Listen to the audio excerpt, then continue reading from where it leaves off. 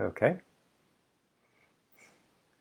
So tonight I have a slightly different uh, setup because I finally got to clear out my room and have my computer suspended on one of these light rings. It's actually a little strange because my experience of like having it set up this way, there's now nothing between me and the camera, and it actually matters to my body. It actually feels more intimate and vulnerable just to have physically nothing between my abdomen and the camera. So I'm enjoying that and being kind of amused by it. So um, initially, when I was deciding, well, what topic do I want to dive into here, I actually was really tempted to focus on stillness. So there's this whole challenge that I keep noticing where, um, like earlier today, I was feeling a little bit stressed from uh, not having enough time to catch up on all of the emails, and it's it's a little alien to have that kind of thought showing up now, because well, what's the stress about? That I'm doing something wrong? Oh yeah, there isn't anything to do right or wrong. So, um, but to get to that space where I can pause and I can see the stress for what it is, I have to be willing to pause and sort of touch a space of inner stillness in me. And that willingness to pause and touch that stillness, it's like some kind of particular capacity. It's a capacity I used to try to encourage people to develop by sort of brute force of every day, 5 minutes of shavasana, 5 minutes of corpse pose, just laying on the ground, doing nothing. Not even trying to meditate, just being. And you do that for at least 5 minutes every day for a couple of weeks, and that'll have a pretty strong impact on your nervous system. Um, there's for me this deeper question of, like, I see it everywhere, but in the spirit of, well, what do I need to hear? What is mine to do? I can orient to, why do I resist? But I keep noticing that I actually am feeling in a very visceral way into a very clear answer. Why do I resist meditating? Why do I resist anything for that matter? Why do I judge experiences and say, this feeling I have of kind of a tingle in my feet, oh, that's bad. But the feeling of smelling a little bit of the incense that's in the room, that's good. Oh, except for the part where it's smoke, that's bad. Like, why am I doing that? It just hurts. It just hurts. That's basically all it does. So why do I do it? And then I'll get to the main thread, but I want to highlight some of the lived experience of the puzzle first. The strange temptation there is for me to try to answer that question with ideas and thoughts and models. I spent a really long time playing that game. A really long time, and I got some really good models. But knowing those theories actually added to my stress. I don't think that that's inherent to having an idea of what's going on, but the issue is I would look at it and go, oh, well, what's going on here is the chains in my mind, the internalized memes, end up having this kind of evolutionary pressure on them that blah, blah, blah, and I have this idea that happens about exactly how the mind is organized. And I think it's a fine model. It may be perfectly accurate, quite beautiful, it might just work. But does knowing that, hey, Elo, it's neat to see you here. But the question for me is, does knowing that, or even trying to know that, does that help? Does it actually deal with it? So I've come to, I mean, the short answer is no. Like it helps after doing something else. And something else is much more somatic. It's much more in the body. But I find that orienting to what that move is, it doesn't actually make sense to talk about it in the abstract, not in terms of how I actually live the experience of it. That experience, that somatic shift, has to be in relation to the desire to act. I can't just talk about the stillness and what's involved in cultivating the stillness if I don't relate to the desire to do something, to achieve, to experience. And at this level of abstraction, my mind can play, but the level of abstraction isn't what matters. The question is, how do I experience in my blood and bones and guts? How does this actually move? What is that dance like? The dance between desire and stillness. How does that actually work in a lived way? And I mean that as a practical question, not an intellectual one. I landed on a very clear answer about 2 months ago. This is something that sort of clicked a whole bunch of pieces together for me. And it is so appropriate, Elo, that you're here. I was actually hoping that it would make sense for you to come up here because, or for the topic of you to come up here because, in part, you were involved in the process of me integrating some of this and finding ways of integrating the movement.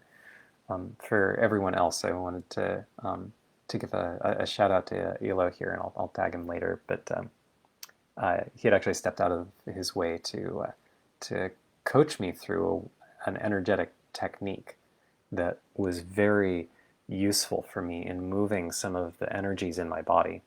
There will be more context for explaining that.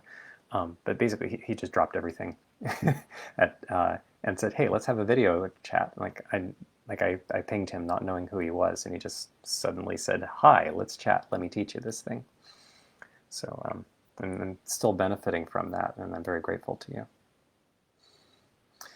So,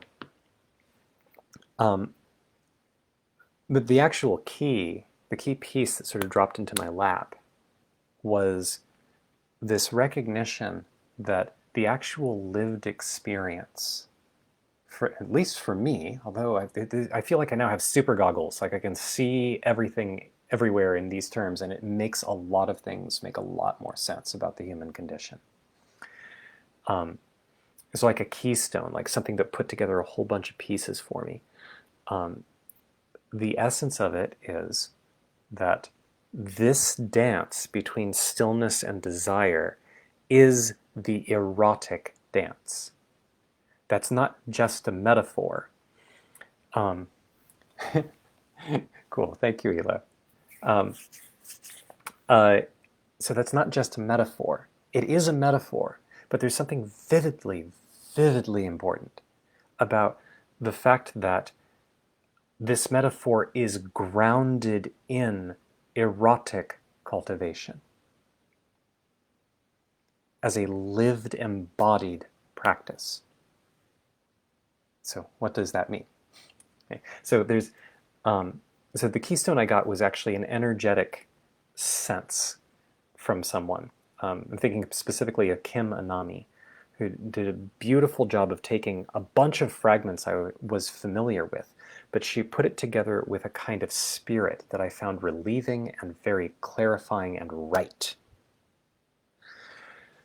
And that the spirit had, like, she describes herself as a, how does she say this? A holistic relationship and sex coach and vaginal weightlifter. So she's got this whole campaign. Like if you Google Kim Anami, you'll find things like she'll have these Instagram photos of her holding up various objects from around the world, like chandeliers and coconuts and all kinds of things, using her vagina. And part of the point of that, part of her whole game with that, is to normalize that capacity. It's not that she is amazing, it's that she is embodying the normal, sexually cultivated woman. And she wants to encourage this for all beings, all people, that this is something that you can, that what has been normalized is dysfunction. So this shows up in a whole host of ways, but I want to see if I can, like this chat could go on for hours if I try to touch on all the things that I feel are related here. But one of the essential bits that that she extracted from Taoist teachings, and that I've seen this from Taoist stuff, but I was holding this as like this whole scattered mess, and she went, "Look, it's these pieces," and I went, "Yeah, this really resonates with me." She, excuse me, she was highlighting how the erotic work of men and women are meaningfully different, and that the erotic work of men is stamina. I'll go into that a little bit because the details of this matter tremendously, both in terms of how do you have a good sex life, but also in terms of how this grounding builds a metaphor for everything else. So the erotic work of men is cultivating stamina, and the erotic, or rather I should say of the masculine, right? And it turns out men have a lot of masculine energy, just by default. And the erotic work of women is surrender, opening and surrendering to her desire. So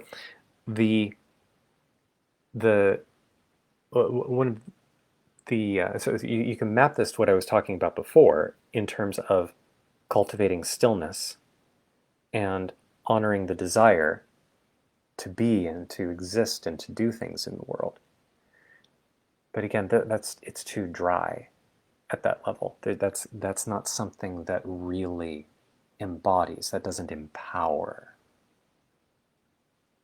Right? So there's this very literal, visceral thing about when a man and a woman are having sex together and they're trying to roll into the pleasure. I'm going to focus on the stamina issue first. If the man has the what's the pattern called, a hump, dump, and slump, like if like if this is basically just the quick sequence it goes through, the two pump chump phenomenon. The problem with that is not just, hey, there was a lot more room for fun and I as the woman am not satisfied, where'd you go? The issue is that there's actually something very deep, and this is quite literal, like something like deep in the vagina. There is a way of encouraging a kind of opening and a stimulation where the opening requires a trust. It requires a sense of safety. It requires a capacity to surrender, a sense that surrendering is safe and that there is a space to do it. It also requires the skill of surrender, and this gets into the feminine work because this is part of the dance.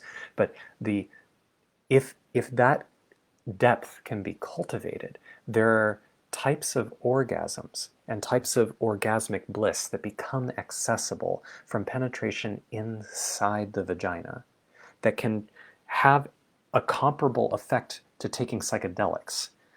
Like not just in terms of weird sensory effects, although apparently that's quite common.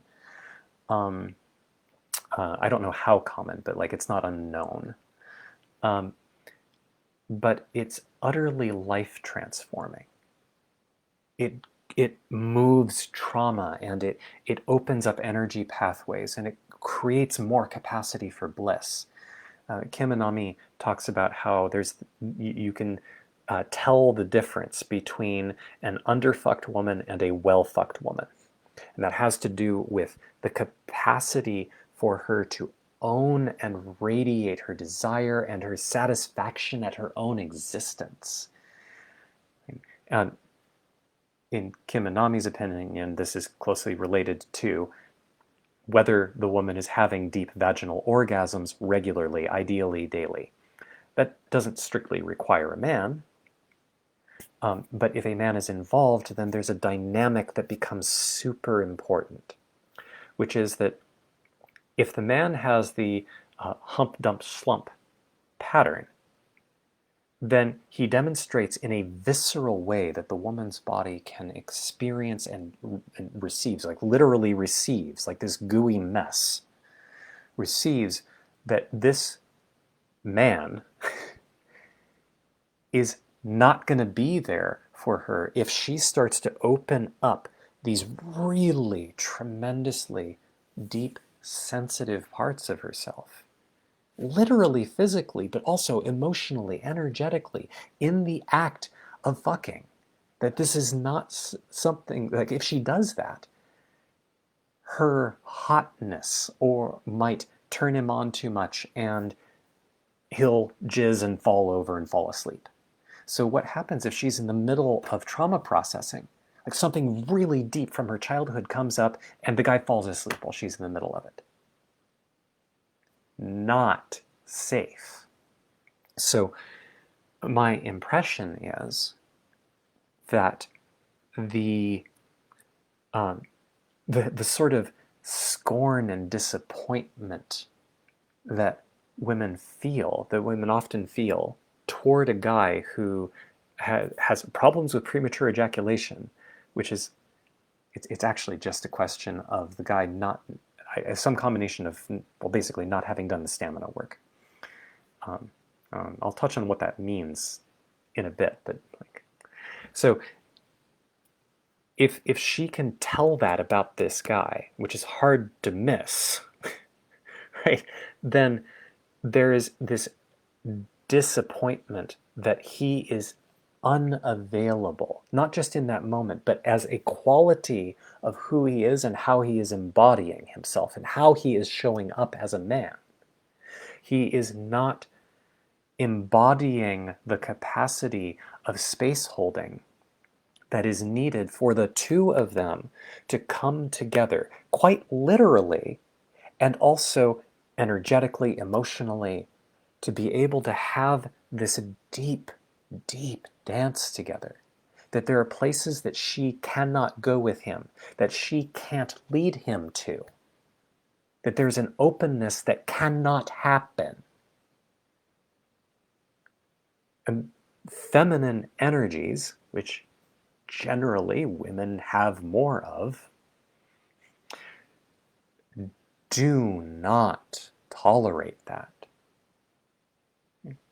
There's a whole bunch of things about how that reaction unfolds, what this does for, like, does she say, well, it's okay because she's stuffing down her rage? Does she look at him and say, I am so disappointed in you, and how dare you, which is like a condemnatory direction, which, I mean, he's already demonstrated he doesn't have stamina, so how can he take that kind of feminine heat?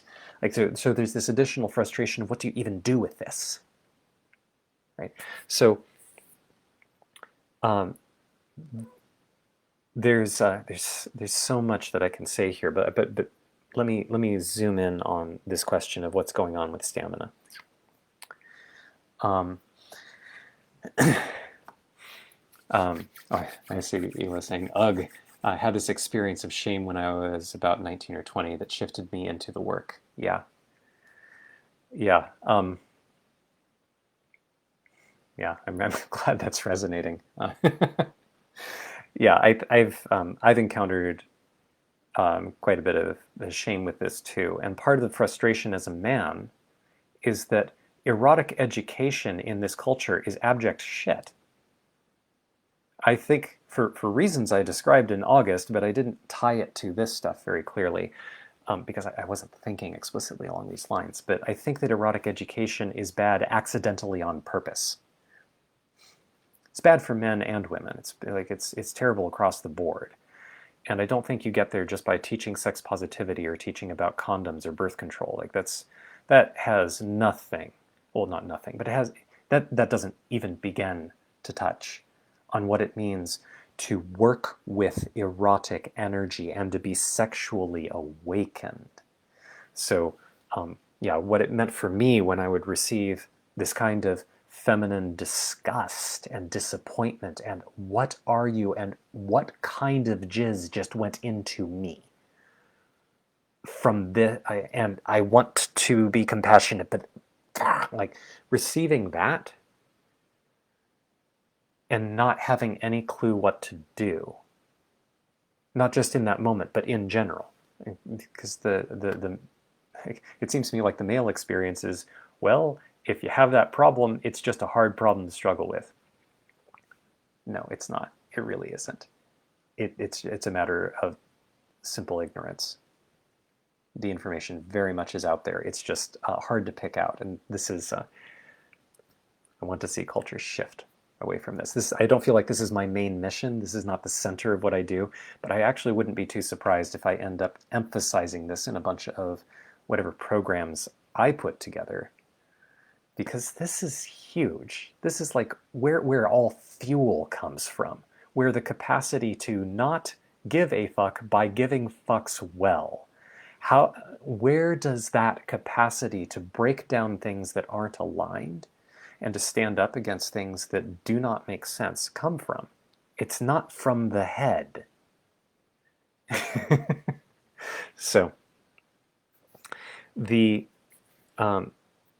so there's some basic physiological stuff a guy can do.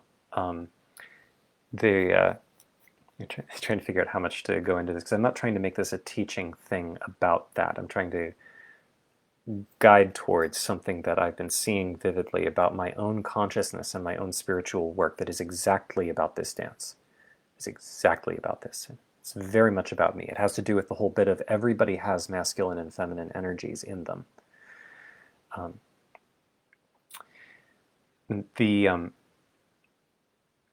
To a very important degree, a lot of it, there's a physiological component, but a lot of it has to do with being, like making the inner choice to build my capacity to be with intensity, as one of my friends and mentors, Deus Fortune, or Fortier. He's Deus Fortune on Facebook for technical reasons, but he gave me this phrasing that I like of building my capacity to be with intensity. That it definitely applies in general. If I'm really angry, how much anger can I have in my system without having to act it out? Can I sit with it? Can I be with it? How much anger can I be with? What about sadness? How much sensation can I be with? And be still, but present. Right? Stillness and presence merged together in vivid contact with the experience. This gets into some of the Hindu mythology around the dance of Shiva and Shakti. Shiva is sometimes considered to be consciousness. Shiva is also the masculine. So this business about cultivating stamina is about how do I embody being Shiva? How can I show up such that, like, if I am thrusting into a woman and she is really hot and the way that her movements are is just incredibly engrossing to me, immense turn on, how can I be in contact with that erotic delight and be utterly present and hold space? Right? That's not a philosophy question, that's an energetic one. Or is the intensity, is the desire, is the buildup too much and I can't stand it and Earlier today, I was watching a video. This is part of what has stirred this is particularly alive for me today. Although this has been alive for me for years, and it feels like in the last 2 months in particular, I've gotten a sense of vivid, got it. Now I've got it, and now I want to articulate this so that other people don't have to stumble around. But that's some of that rescuer thing. I don't want to dive into the rescuer program. That's the whole edge that has me doing this series to begin with. But the video I was watching from in my mind, she's Olivia. I don't remember her full name off the top of my head right now, but like she's one of these immensely erotically well-possessed women who owns her desire and owns who she is and loves it. She just radiates this. And she was having a panel discussion with 3 other women who are the same way. And they're that same way in each of their unique, exquisite flavors, but fully embodying this delicious, feminine way of being that is about really owning desire. And the entire discussion there was about, like in some sense, cultivating that. The way I read it was about it when women get into a sort of entitlement pattern. Like, I want it and I should have it. Like, why aren't you giving it to me? You're a disappointment. Or I guess I can't have it. And it's even, like, in some sense worse, this kind of shutdown. It's not attractive. And it's not about this. I want to be clear that this is not a question about women being attractive to men. This is a question of owning one's own erotic power as a method of attracting what one wants in one's life, and having the power within to be able to say yes, no, like to have that fully. And so they were talking about this and how to navigate this this issue of and really it's just a matter of noticing the energies and noticing that the energy of entitlement is dramatically different from the energy of what they were calling frothing, which has to do with feeling the desire and letting the desire be its own kind of fulfilling, delicious experience. Now, that said, I honestly have no idea why they call it frothing. I later talked to my girlfriend about it, and I got some glimpse of it. And this is a place where I start to wonder, oh, is this actually a difference between masculine and feminine experience of desire? I don't know. But it seems like so part of the reason this comes up is that in Taoist interplay between masculine and feminine energies in the Taoist sexual alchemy, there's this bit about male sexual energy, masculine sexual energy is extremely hot, and this is like singe hot. And if you try to circulate masculine erotic energy through your body before your body has cultivated enough energetic openness to deal with that heat, then you actually supposedly run the risk of damaging things at some kind of energetic level. I don't know how to orient to that claim, but I do know that in doing my own kind of erotic work, which to a very large extent, this is involving doing self-pleasuring, but with semen retention, with avoiding ejaculation, cultivating the capacity to hold with stimulation, and then circulating that energy through the body so that it's not just trapped in the genitals, so that the only way to deal with it is to squirt it out. And developing that, like this, it's hard to emphasize just how immensely powerful that work is. I've done it on and off for years, but I kept getting stuck on a point, having to do with how do I get the energy out of my genitals. This is this is actually the key thing that Elo helped me with by connecting me with a particular breath practice that was very powerful for moving a bunch of these energies in a way that helped me to get that out of my genitals and into the rest of my body, so that I could own that desire in a very visceral way. But one of the ways I feel this hot, like lava, like fast lava going, like burning electricity, but not quite that fast, just going through my entire body.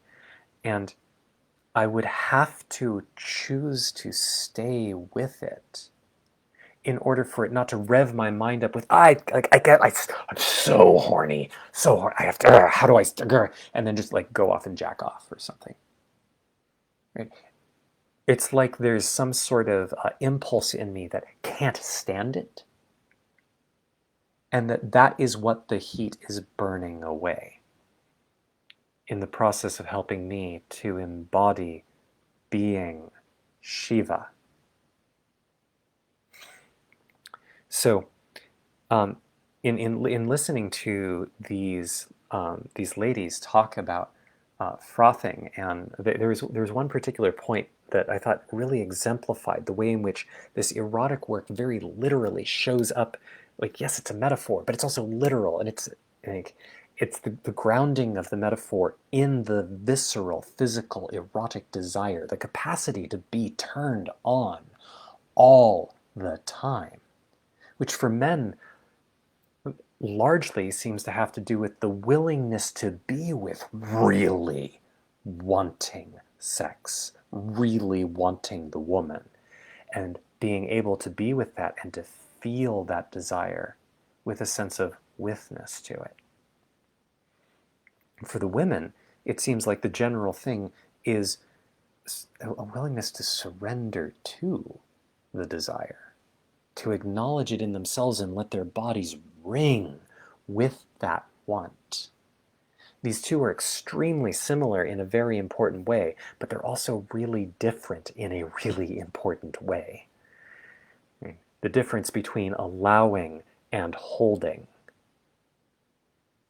So there was a particular example that showed up. Olivia Owen.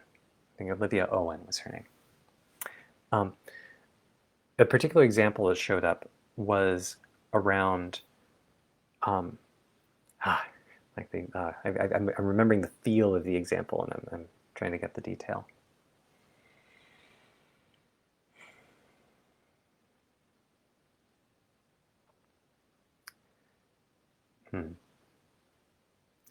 I don't quite remember. It's not quite coming to mind. But it's along the lines of, oh, yes, I remember now. This had to do with the dynamic of, it surprised me to hear, but it made sense, of Liv sharing how, for her, she used to feel a lot of fear bringing her desire forward out of a sense of it being imposing, and a sense that like the desire wasn't welcome. And like this wasn't exactly the same part of the discussion, but this was folded into a way in which a lot of women can't stand to receive a no for their request. So there's like this timidness and wanting to like put forward the request carefully, or maybe just imply it and hope the desire happens, or maybe they just won't say it, they'll just wish, and like the other person should know. And so playing that whole game, like hearing that, for me there was a sense of vivid, visceral sorrow, because to me, the experience of feminine desire, not just desire for me, but feeling feminine desire, fully embodied, expressed, owned, it really lights me up and turns me on. It is beautiful. It is a grace that I am delighted to see be in the world. And so the sorrow is like the loss of that, the grief of the loss of that. Not like a permanent loss, but like every moment that that's not there. So there's some kind of mismatch of like this some women, apparently quite a few, having this sense of, oh, my desire is imposing. And the masculine, at least as I experience it, and best as I can tell, this is pretty common, of, that's really hot, please more. but there being this mismatch. And part of the mismatch comes back to this issue of, if the guy can't be really turned on and just go, you are really hot and it's giving me a hard on, good on you. If he can't do that, then it is in fact not safe for the woman to own her desire.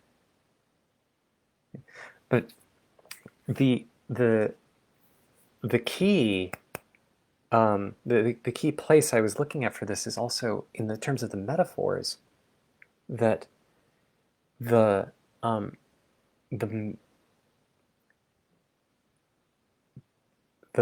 fact that the woman has difficulty hearing a no. If the man is going, oh, like the comment specifically was, men can feel when a woman can't take a no in her request. I think this is generally true. A lot of people pick up on this kind of pattern. But specifically with the gendered dynamic, there's something about the way that the erotic tension appears in that particular expression. And so the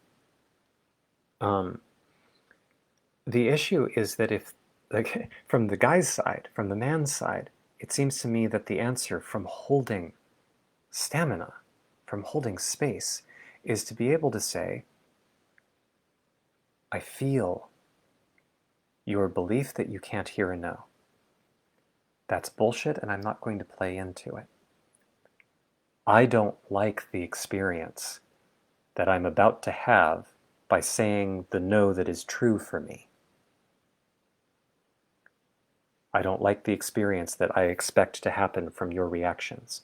And it's my work to be with the sensations of my dislike of your reaction. That's on me. To hold that. And to be able to listen to a woman that he cares about, really loves, and going, could you do this for me? And him going, no. And to watch her collapse, and to watch her freak out, or to watch her withdraw or try to contract, and to be able to go, it looks like you're contracting. I'm still here.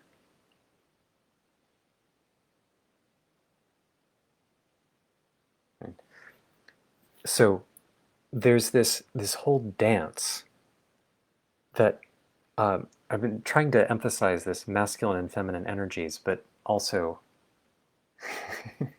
despite a strange twist in identity politics, claiming to the contrary, I think it's pretty obvious that our species has survived for several million years based on there being men and women. that's like there's like a biological reality to that, which is not to say what individuals should be doing, but there is a biological reality that is the basis of these bodies we find ourselves in. And so, for the most part, these kinds of sexual dynamics are important for our embodiment. I mean, we have lots of caveats about there are interesting things that are shifting around at the foundations about, like, we can give hormones and what about identity and yada yada, but that's built on this foundation. for the most part. And so this is a force to reckon with. It's a very potent force. As Perry Chase is wont to say, it's a fact. So, but the reason evolution did that is because of the nature of polarity. Like, we can analyze this with game theory and the way that it makes sense to have, if you're going to create the whole sexual reproduction method of accelerating evolution and yada yada yada.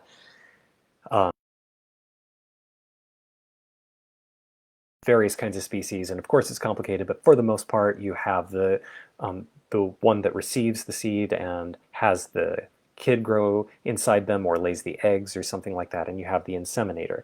And this ends up splitting up work because it actually makes, in terms of risk-taking, it makes a lot more sense for the seed givers to be the risk takers, because if some of them die, that's actually less drastic in terms of producing more kids than is having one of the egg holders dying. So there's lots of game theory that applies there, which is why you find much more risk-taking behavior in males of pretty much every species. Right? So and certainly the closer you get to human, the more obvious this is. But these dynamics play out because there is something really fundamental about the structure of existence and consciousness that plays on the existence of polarity. This is not the same thing as saying that our ideas, our cultural ideas of male and female, are at the foundation of existence. But it is to say that where you find polarity, it is built on reality somehow. So one way that I experience this in an ongoing way, and this became super clear in my experiences from Mexico, like leaving time, going into non-dual space, realizing what I am, remembering. It's kind of funny to say that when I leave time and I remember. What do you mean remember? It's always been that way, whatever that means. And then I re-enter time. Like there's a whole. At some point, I like talking about the nature of an experience of time. So at some point, I'll probably talk about that here. But I also want to be a little careful that this isn't just me getting excited.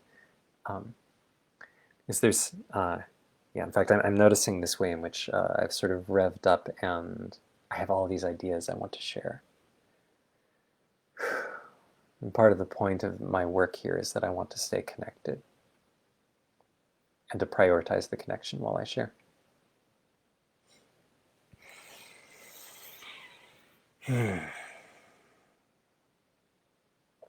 So, in terms of my own work, I experience, for me, both sides are necessary. This cultivation of stamina, literally, erotically, that's very important.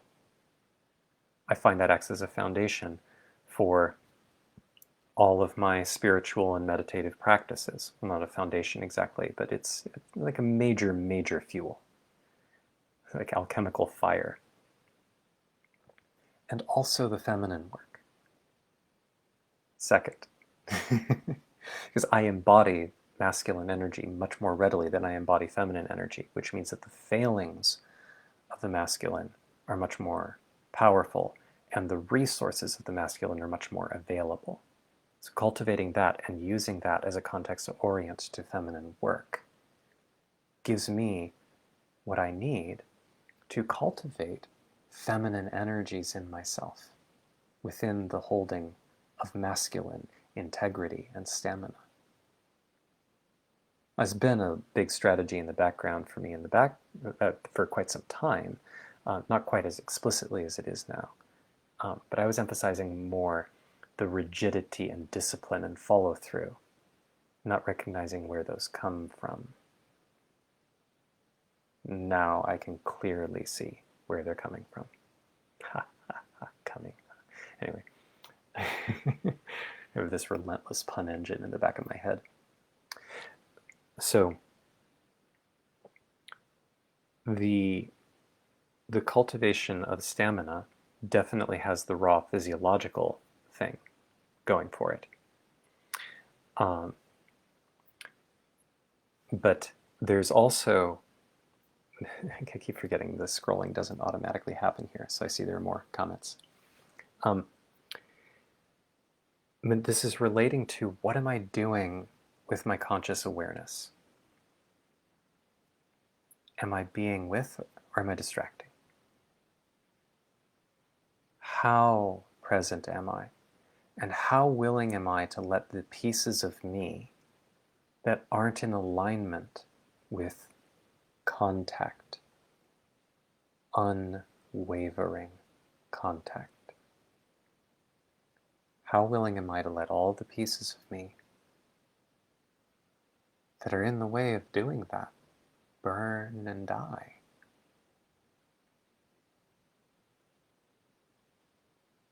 Can I cultivate the willingness to choose to die? That is this fire converted into a very deep, powerful spiritual resource. So when I was talking about where discipline is coming from, masculine discipline without stamina is just numb rules. It's like trying to last a long time in bed by using Viagra, which, like, that can work. It can work, kind of, except for the fact that the man isn't inhabiting his cock. It's like this rubber appendage sticking off the end of him. Let's like rub on some numbing cream while we're at it, so that like the sensations don't become too much. Like that's like fulfilling a role. Like, let me put this numb chunk of meat that happens to be attached to my blood vessels in you. Isn't that hot? No, no, it's not. What is really hot? What's really sexy? What is the sexiest thing you can feel? Not think of, the mind gets confused. What's the sexiest way of being you can feel? That starts to go in a very powerful direction, a very forbidden direction. So, yeah, so there's this in working with discipline, I find that, like, I'm showing up every day for these calls. Why am I doing so? Well, on some level, because I said I would. And I have a lot of habits available that have me showing up because I said I would, and I keep my word. That's just how it works. I don't ask that question. That's the numbness. But that tug acts as sort of a reminder. The thing that actually has me showing up again and again and again is that I am sincerely trying to lean into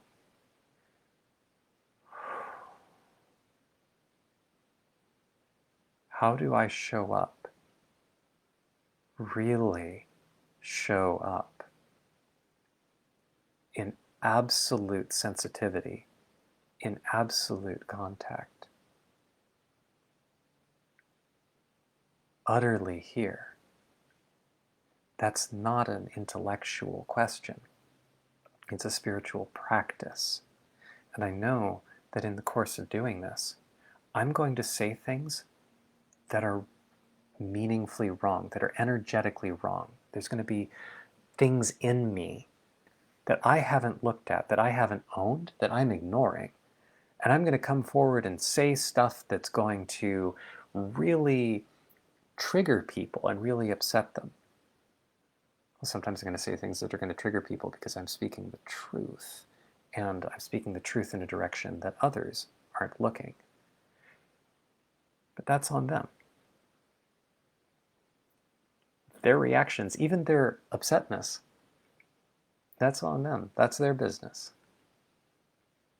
But if I can take it in, if I can see what happens And notice, oh, they're getting upset. Oh, here's where it hooks me. Versus they're getting upset. Oh, that sucks. Well, I hope you're having fun there. And I hope we can find a better way to interact. I think those are very different reactions. But if somebody gets upset, and I'm going, you're upset with me? But I was being reasonable. Now I'm hooked. And reacting that way is not in service of being here.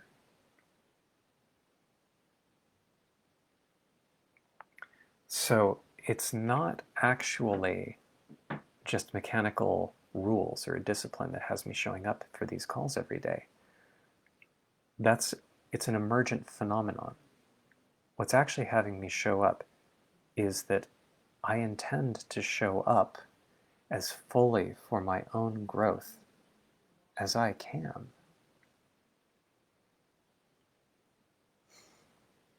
And that's enough. That's enough to have me keep showing up. That doesn't mean that I need anybody else to do anything special. I'm not making a request. What I am looking for is inevitable. It's inevitable. Basic law of how anything works at all. But then in that, like that's the spiritual way that I have come to relate to embodying Shiva. What about the dance with Shakti? Here, this is actually some of the loudest lessons I got from my Mexico trip.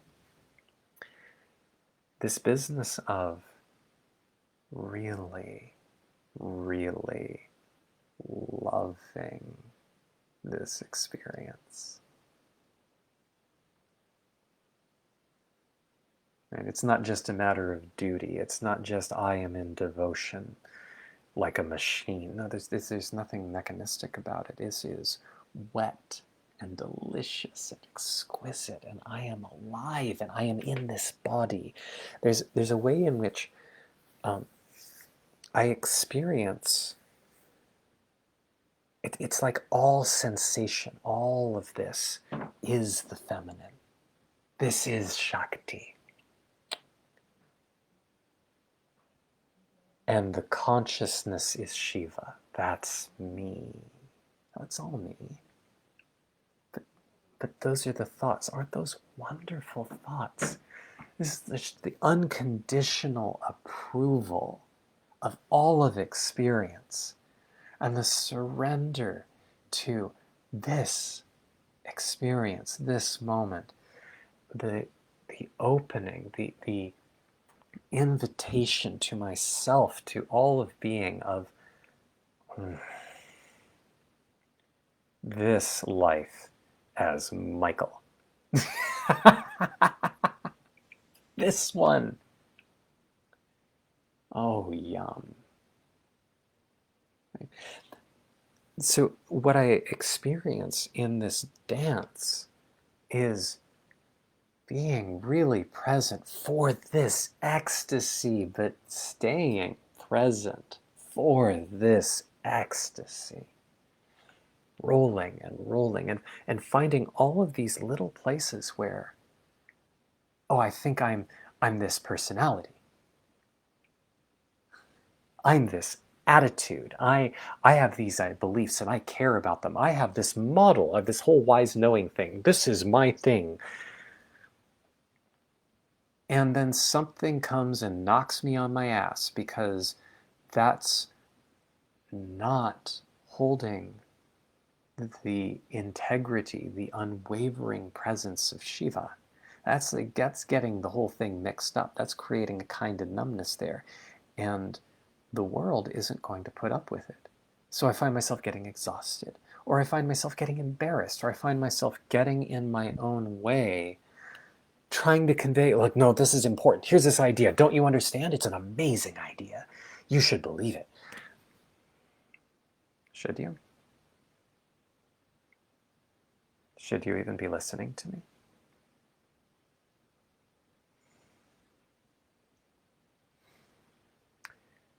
So this, as far as I can tell, this business about being willing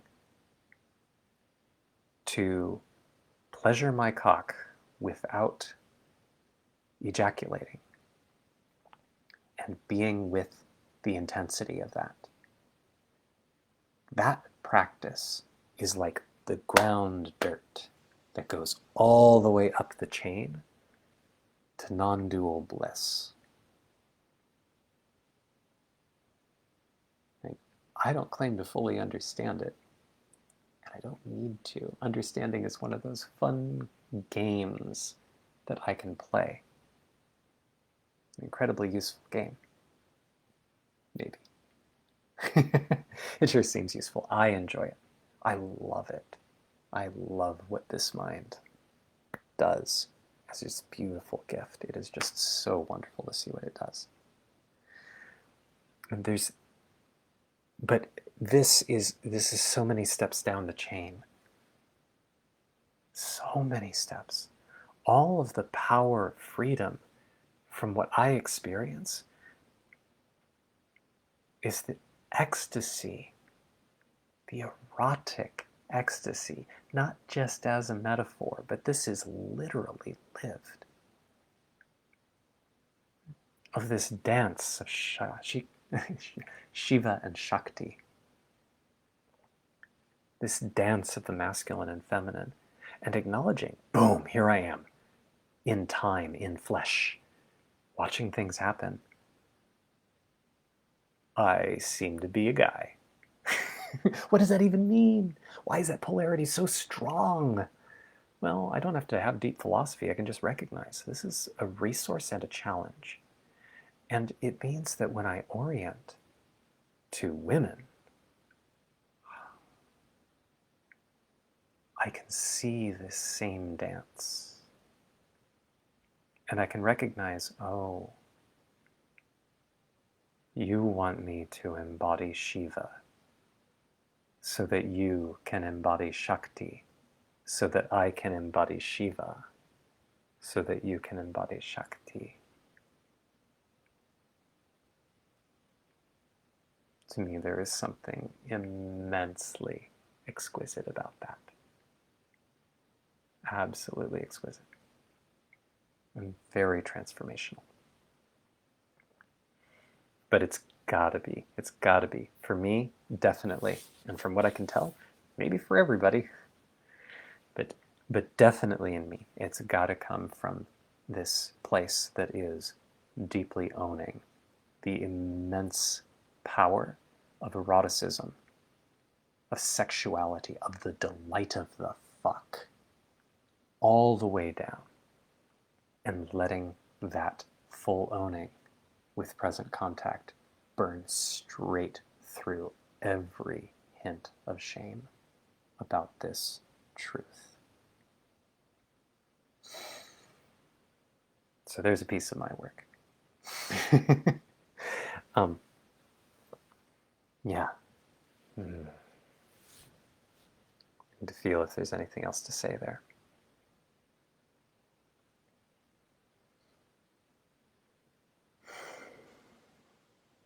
If you made it all the way to the end of this, thank you for watching. And some part of me was hoping this might be quick. It would actually serve me a great deal to go through that whole arc, because a lot of this is energetics I've been holding. And I feel like I've emphasized something in myself by doing this. So I was intuiting something, and now I feel like I have a clearer model and a clearer way of expressing it. Cool. So, thank you for watching.